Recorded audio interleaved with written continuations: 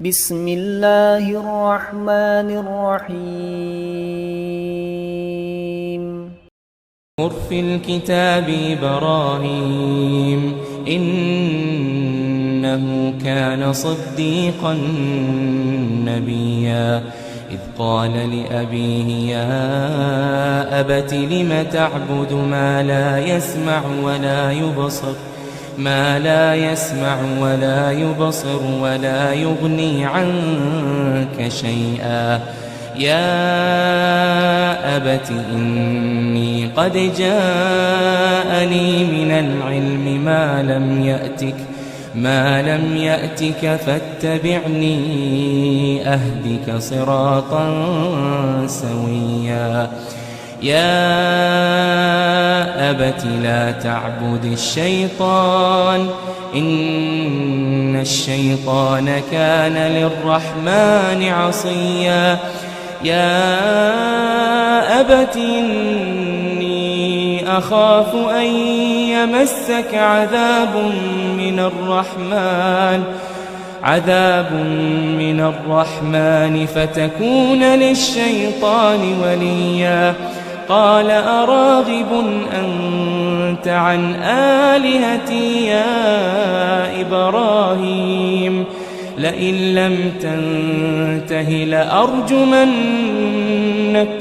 واهجرني مليا قال سلام عليك سأستغفر لك ربي إنه كان بي حفيا وأعتزلكم وما تدعون من دون الله وأدعو ربي عسى ألا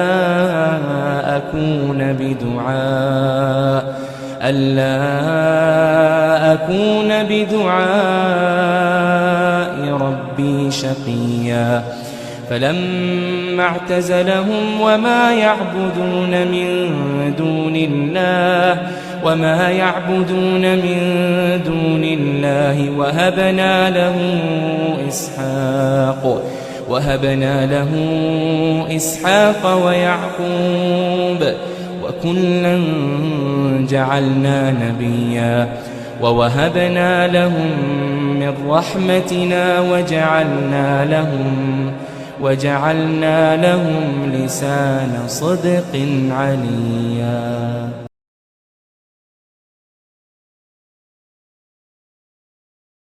وذکر اور ذکر کیجیے فی الکتاب کتاب میں ابراہیم علیہ السلام کا انہو بے شک وہ کانا تھا وہ صدیقاً سچا نبی یا نبی. اور آپ صلی اللہ علیہ وسلم کتاب یعنی قرآن مجید میں ابراہیم علیہ السلام کا ذکر کیجیے. بے شک وہ بڑے صاحب صدق نبی تھے. اذ جب قال اس نے کہا لی ابیہ اپنے والد سے یا ابتی اے میرے ابا جان لما کیوں تعبدو آپ عبادت کرتے ہیں ماں اس کی جو لا یسمعو نہ وہ سنتا ہے ولا اور نہ یبصرو وہ دیکھتا ہے ولا اور نہ یغنی وہ کام آتا ہے ان کا آپ کے شیئن کچھ بھی. جب انہوں نے اپنے باپ سے کہا اے میرے باپ تم ان بتوں کی پرستش کیوں کرتے ہو جو نہ سن سکتے ہیں اور نہ دیکھ سکتے ہیں اور نہ تم سے کوئی تکلیف دہ چیز دور کر سکتے ہیں.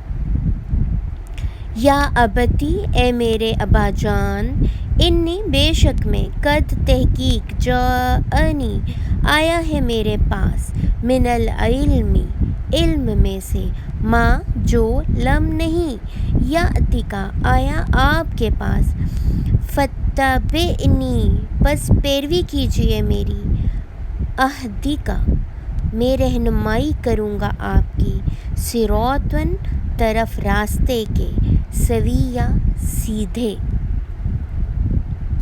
اے میرے ابا جان، بے شک میرے پاس بارگاہ الہی سے وہ علم آ چکا ہے جو تمہارے پاس نہیں آیا۔ تم میری پیروی کرو، میں تمہیں سیدھی راہ دکھاؤں گا۔ یا ابتی، اے میرے ابا جان، لا تعبد، نہ آپ عبادت کیجیے، الشیطان، شیطان کی، ان بے شک، الشیطان، شیطان، کانا ہے وہ، للرحمن، رحمان کا، عصیا، نافرمان۔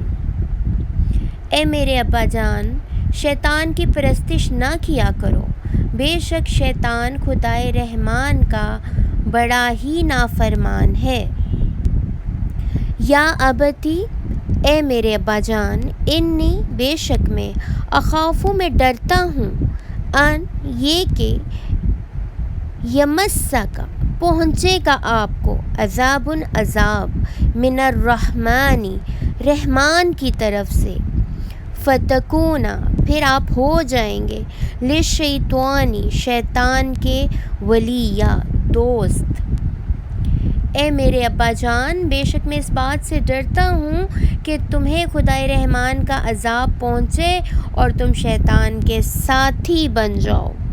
قال، اس نے کہا، اراغب، کیا پھرنے والا ہے، انت، تم، ان آلہتی، میرے الہوں سے، یا ابراہیم، اے ابراہیم، لئن، البتہ اگر، لم، نہ، تنتہی، تو باز آیا، لأرجمنک، البتہ میں ضرور سنسار کر دوں گا تجھے، وہجرنی، اور چھوڑ دے مجھے، ملیا، لمبی مدت تک۔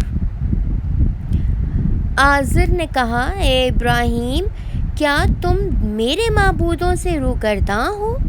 اگر واقعی تم اس مخالفت سے باز نہ آئے تو میں تمہیں ضرور سنسار کر دوں گا اور ایک طویل عرصے کے لیے تم مجھ سے الگ ہو جاؤ۔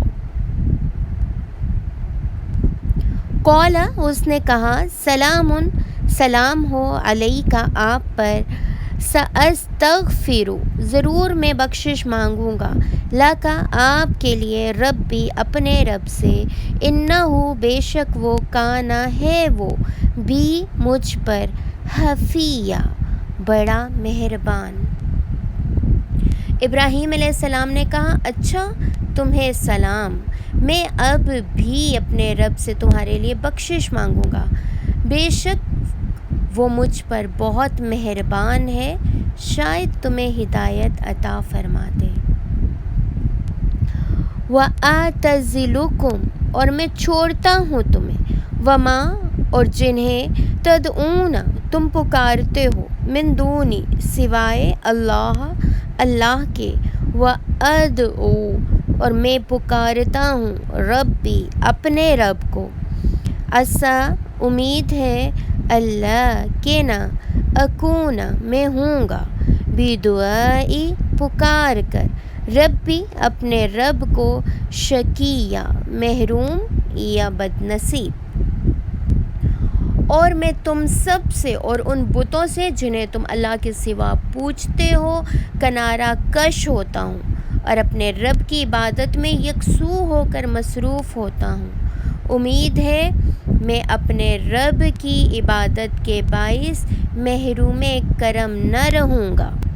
فلما، تو جب، اعتزلہم، اس نے چھوڑ دیا انہیں، وما، اور جن کی، یعبدون، وہ عبادت کرتے تھے، من دونی، سوائے اللہ، اللہ کے، وہبنا، عطا کیے ہم نے، لہو، اسے، اسحاق، اسحاق، ویعقوب، اور یعقوب، وکلاً، اور ہر ایک کو، جعلنا، بنایا ہم نے، نبیّا، نبی۔